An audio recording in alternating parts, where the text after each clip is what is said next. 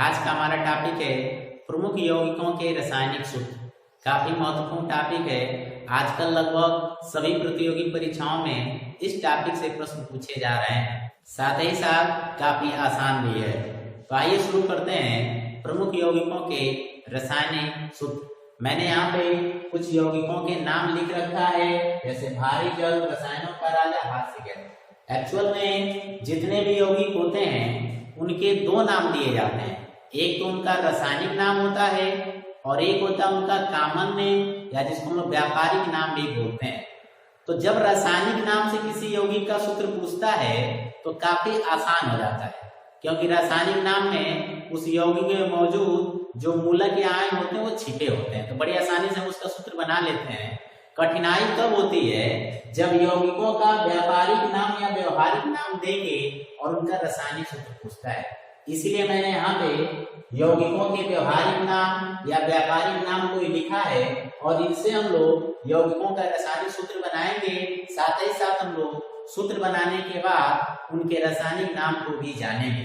तो आइए एक एक को शुरू करते हैं। सबसे पहले लिखा है भारी जल। सिंपल जल यानी जो साधारण जल होता है उसका सूत्र आपको पता होगा, H2O होता है। ठीक उस तरीके से हाइड्रोजन का एक समस्थानिक होता है जिसका नाम होता है ड्यूटीरियम। उस ड्यूटीरियम की क्रिया जब ऑक्सीजन से होती है तो भारी जल का निर्माण होता है। तो भारी जल का सूत्र होता है D2O। साधारण जल का सूत्र क्या होता है? H2O। ठीक है, और भारी जल का सूत्र क्या होता है? D2O। अब D क्या है? ड्यूटीरियम है, इसका नाम हो जाएगा ड्यूटीरियम ऑक्साइड। नाम क्या हो जाएगा इसका? Deuterium oxide. ठीक है, जो साधारण जल उसका नाम हो जाएगा हाइड्रोजन ऑक्साइड और इसका नाम हो जाएगा ड्यूटीरियम ऑक्साइड। काफी फेमस कंपाउंड है। इसका यूज रेडियो एक्टिविटी में या कह सकते हैं परमाणु भट्ठी में मंदक के रूप में होता है। तो आप इसको भी याद रखें, परीक्षा में ऐसे ही प्रश्न पूछता है कि D2O का कोई उपयोग बताइए या परमाणु भट्ठी मंदक के रूप में किसका प्रयोग होता है, तो आप भारी जल यानी D2O को ही बताएंगे। दूसरा है रसायनों का राजा। काफी फेमस ये भी प्रश्न है, परीक्षाओं में बहुत सारी परीक्षाओं में पूछा जाता है कि रसायनों के राजा के नाम से किसे जाना जाता है, उसका सूत्र बताइए। तो रसायनों के राजा के नाम से सल्फ्यूरिक अम्ल को जाना जाता है। किसको जाना जाता है? सल्फ्यूरिक अम्ल, जिसका सूत्र मैंने यहाँ पे लिखा है H2SO4। इसका नाम क्या हो जाएगा? दूसरा नाम सल्फ्यूरिक अम्ल। तो आप इसको याद रखेंगे कि सल्फ्यूरिक अम्ल को ही रसायनों का राजा कहा जाता है। रसायनों का राजा कहने का मकसद ये है कि लगभग जितने भी रासायनिक उद्योग जिसमें विभिन्न प्रकार के रसायनों का निर्माण किया जाता है उन सभी में किसी न किसी रूप में सल्फ्यूरिक अम्ल का प्रयोग जरूर होता है। इसीलिए इसको रसायनों का राजा कहा जाता है, क्योंकि बहुत ज्यादा इसका यूज होता है रसायनों के रूप में। इसके बाद हास्य गैस। तो हास्य गैस का सूत्र होता है N2O। क्या सूत्र होता है? N2O। बहुत सारी परीक्षाओं में ये पूछा जाने वाला महत्वपूर्ण प्रश्न है कि लाफिंग गैस या हास्य गैस के नाम से किसे जाना जाता है, उसका सूत्र क्या होता है। तो हास्य गैस का सूत्र होगा N2O और इसका रासायनिक नाम होगा नाइट्रस ऑक्साइड। क्या नाम होगा? Nitrous oxide. तो ऐसे ही प्रश्न पूछता है कि लाफिंग गैस का रासायनिक नाम बताइए, तो नाइट्रस ऑक्साइड, और सूत्र पूछे तो N2O आप बताएंगे। इसके बाद अगला है सिरका, जिसको विनेगर बोला जाता है। तो एक्चुअल में सिरका में कौन सा एसिड पाया जाता है? एसिटिक अम्ल। तो यहाँ पे सिरका का सूत्र पूछे या रासायनिक नाम या रासायनिक सूत्र पूछे तो आप एसिटिक अम्ल के बारे में बताएंगे। और एसिटिक अम्ल का सूत्र क्या होता है? CH3COOH। ये है, इसका नाम हो जाएगा एसिटिक अम्ल। तो जो एसिटिक अम्ल है वो सिरके का कह सकते हैं रासायनिक नाम या रासायनिक सूत्र होता है। इसके बाद है साधारण नमक, जिसको कॉमन साल्ट या टेबल साल्ट भी बोला जाता है। इसका सूत्र सबको पता होना चाहिए, क्या होता है? NaCl। अब इसका नाम होगा सोडियम क्लोराइड। देखिए, मैं अभी आपको कह रहा था कि ये सब जो मैं नाम लिख रहा हूँ रासायनिक नाम है। तो रासायनिक नाम देख के यदि सूत्र पूछे तो बताना काफी आसान हो जाता है, क्योंकि इसमें क्लू छिपा हो जाएगा। सोडियम क्लोराइड, तो NaCl हम आसानी से उस ऑप्शन पे ढूंढ सकते हैं। लेकिन जब देगा साधारण नमक तो कोई इसमें क्लू आपको नहीं दिख रहा है, इसलिए इसका सूत्र आपको डायरेक्ट याद करना रहेगा। जब तक इसका सूत्र आपको डायरेक्ट याद नहीं रहेगा तब तक आप इस प्रश्न को नहीं हल कर सकते हैं। तो कॉमन नेम याद रखना काफी महत्वपूर्ण होता है, क्योंकि कॉमन नेम से सूत्र आपको यदि मालूम है तो आप रासायनिक नाम आसानी से बना सकते हैं। इसके बाद है खाने का सोडा, तो इसका सूत्र होता है, इसको बेकिंग सोडा भी कहते हैं, ठीक है। इसका सूत्र होता है NaHCO3। तो रासायनिक नाम क्या हो जाएगा, सोडियम बाइकार्बोनेट। क्या नाम हो जाएगा, सोडियम बाइकार्बोनेट, या इसको सोडियम हाइड्रोजन कार्बोनेट के नाम से भी जाना जाता है। ये भी काफी फेमस यौगिक है, इसका भी इससे संबंधित बहुत सारे प्रश्न आपसे पूछे जाते हैं। इसके बाद अगला है जल गैस, जिसको वाटर गैस भी बोलते हैं। ये पूछ रहा है इसका सूत्र क्या होगा, तो carbon monoxide plus hydrogen. Carbon monoxide और हाइड्रोजन गैस के मिश्रण को क्या बोलते हैं, जल गैस। इसका प्रयोग किस रूप में होता है, ईंधन के रूप में होता है, तो ये भी आप ध्यान में रखेंगे। इसके बाद अगला है कास्टिक सोडा। तो जब भी सोडा शब्द आए तो समझ लीजिए इसमें सोडियम का यौगिक होगा। तो कास्टिक सोडा, इसका सूत्र होता है NaOH। एक प्रबल क्षार होता है, इसका निर्माण, इसका जो यूज है, इसका जो प्रयोग है वो साबुन के निर्माण में मुख्य रूप से होता है। इसका रासायनिक नाम हो जाएगा सोडियम हाइड्रोक्साइड। क्या नाम हो जाएगा, सोडियम हाइड्रोक्साइड। इसके बाद नेक्स्ट लेते हैं धावन सोडा, इसको बोलते हैं वॉशिंग सोडा या धावन सोडा, जो जिसका यूज जो है कपड़े आदि को धुलने के लिए जो डिटर्जेंट वगैरह बनाया जाए तो उनमें यूज इसका होता है। तो धावन सोडा का सूत्र होता है Na2CO3 into 10H2O। अब ध्यान देंगे कि बहुत से लोगों से पूछा जाता है धावन सोडा का सूत्र क्या, तो बताते हैं Na2CO3। नहीं, Na2CO3 केवल रहेगा, उसको बोलेंगे सोडियम कार्बोनेट। जब इसमें पानी के 10 अणु ऐड होंगे तब इसका जो है नाम होगा धावन सोडा।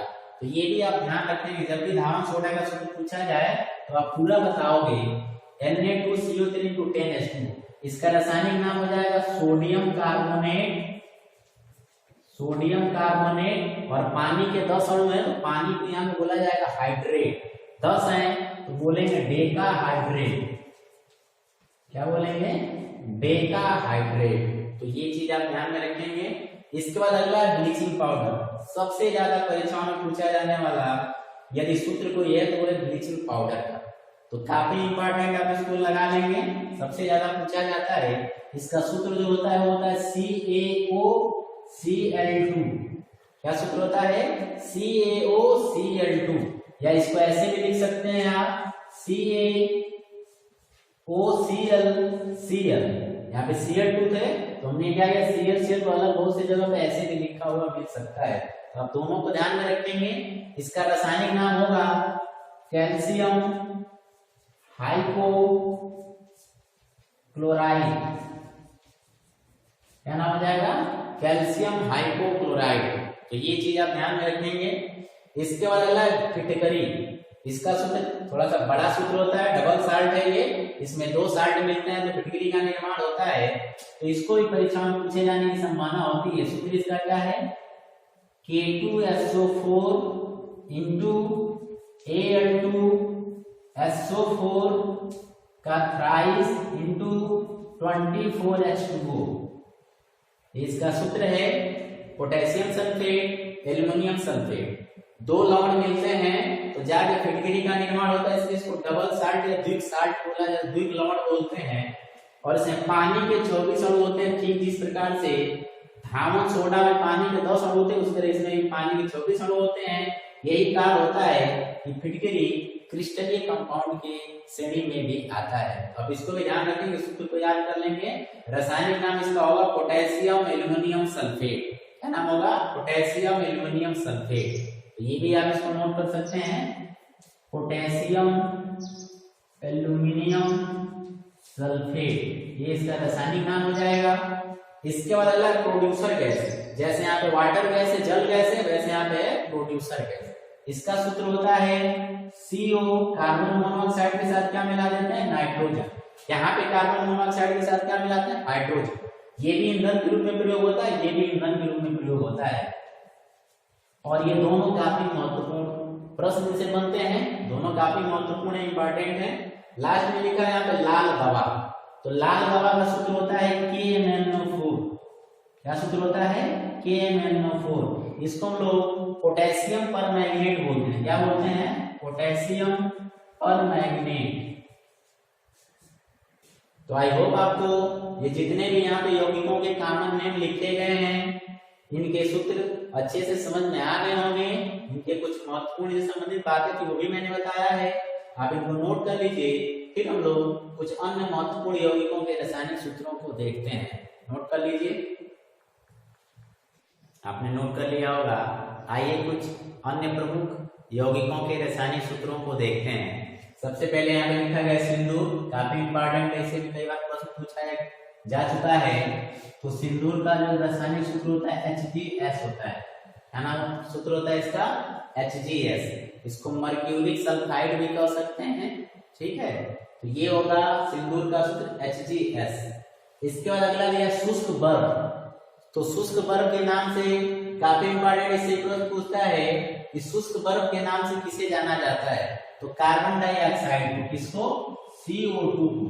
तो शुष्क बर्फ के नाम से कार्बन डाइऑक्साइड को जाना जाता है, और कार्बन डाइऑक्साइड का रासायनिक सूत्र क्या होता है? CO2। अब इसको ध्यान में रखेंगे, कोल्ड ड्रिंक्स वगैरह में इसका प्रयोग किया जाता है। इसके बाद लिखा संगमरमर। संगमरमर का सूत्र जो होता है CaCO3। इसका नाम हो जाएगा कैल्शियम कार्बोनेट। क्या नाम हो जाएगा? Calcium carbonate. इसके बाद अगला है प्लास्टर ऑफ पेरिस। ये भी काफी इंपॉर्टेंट है, इससे बहुत बार प्रश्न पूछा जाता है। तो जो प्लास्टर ऑफ पेरिस होता है, इसका सूत्र होता है CaSO4 into half H2O। क्या सूत्र होता है? CaSO4 into half H2O। और इसका रासायनिक नाम हो जाएगा कैल्शियम सल्फेट। और मैं अभी बता रहा था कि पानी जब मॉलिक्यूल के रूप में होगा किसी यौगिक में तो उसको हाइड्रेट बोलते हैं। कितना है? आधा है। आधा के लिए यूज करते हैं शब्द हेमी, हो जाएगा हेमी हाइड्रेट। तो ये है इसका रासायनिक नाम, और इसका कॉमन नेम या व्यापारिक नेम है प्लास्टर ऑफ पेरिस।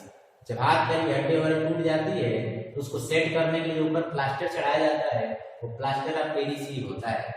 इसी से मिलता जुलता एक कंपाउंड और होता है, मैं इधर लिख देता हूं, जिसका नाम होता है जिप्सम।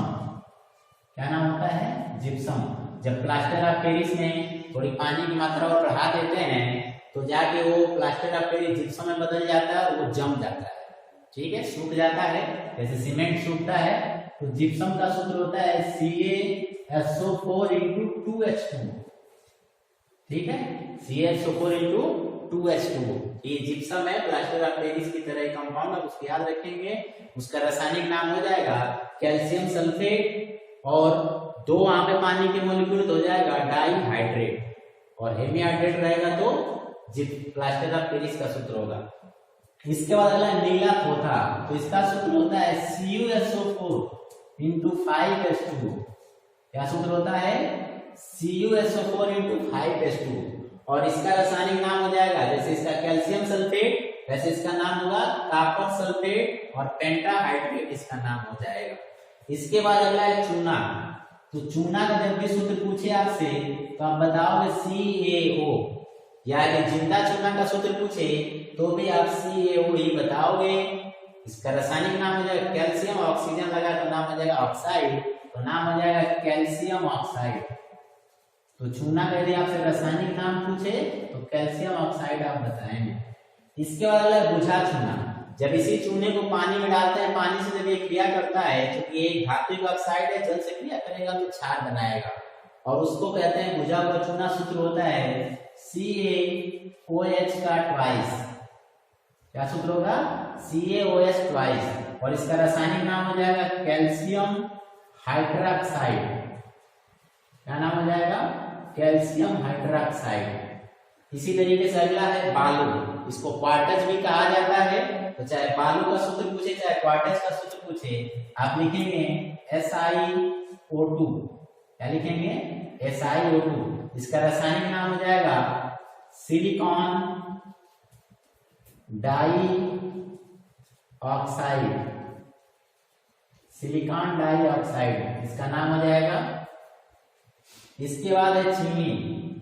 तो चीनी का सूत्र होता है C12 H22O11, C12H22O11। और इसका रासायनिक नाम पूछे आपसे, इसका रासायनिक नाम होता है सुक्रोज। क्या नाम होता है? सुक्रोज। इसी तरीके से ग्लूकोज होता है जिसका सूत्र होता है C6H12O6। काफी ये मीठी शर्करा होती है, इसको लोग खाते हैं। इसके बाद अगला है यूरिया, जो हम लोग का मुख्य उत्सर्जी पदार्थ होता है यूरिया, कार्बनिक कंपाउंड है। और एक बात और जान लेंगे, प्रयोगशाला में सबसे पहले जो कार्बनिक कंपाउंड बनाया गया था उसका भी नाम यूरिया है। यूरिया से कई सारे प्रश्न बनते हैं। इसका सूत्र होता है NH2CONH2, और यही इसका रासायनिक नाम भी हो जाएगा यूरिया का, NH2CONH2, ये इसका सूत्र हो जाएगा।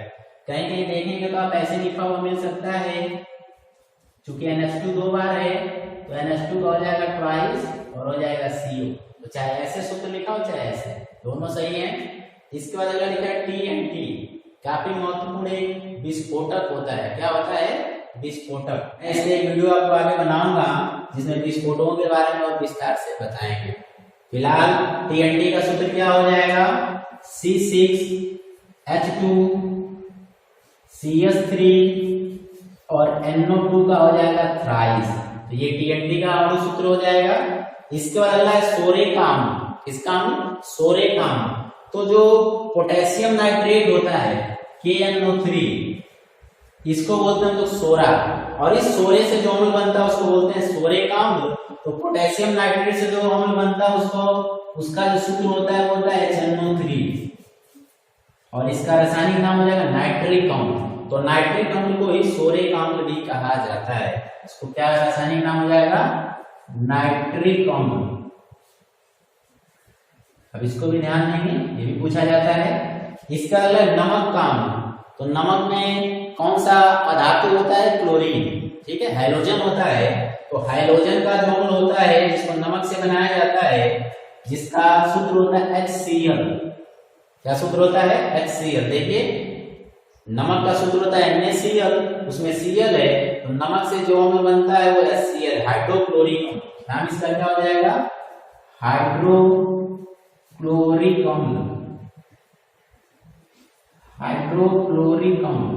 ठीक है, तो हाइड्रोक्लोरिक अम्ल को हम लोग नमक का अम्ल कहते हैं। तो आई होप आपको ये प्रमुख यौगिकों का जो रासायनिक सूत्र था, इनके जो कॉमन नेम के द्वारा इसको बताया गया, काफी अच्छा लगा होगा और समझ में भी आया होगा। मिलते हैं इसी तरह के मजेदार वीडियो के साथ, तब तक के लिए धन्यवाद।